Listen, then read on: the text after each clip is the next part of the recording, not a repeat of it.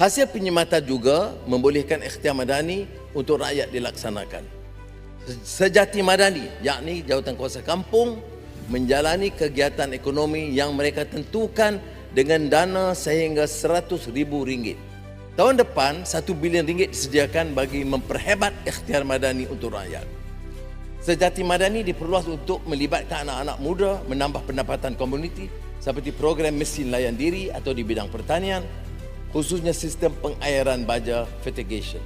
Tahun depan, sasaran kampung angkat madani ditingkatkan kepada 500 kampung dan sekolah angkat madani ditingkatkan kepada 1,500 sekolah termasuk dengan penglibatan sektor swasta.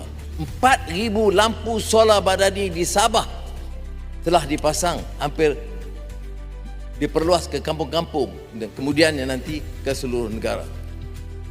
Sejahtera madani ialah sumbangan sektor swasta dalam menuktahkan kemiskinan Tega dengan kejayaan dana terkumpul RM120 juta setakat ini.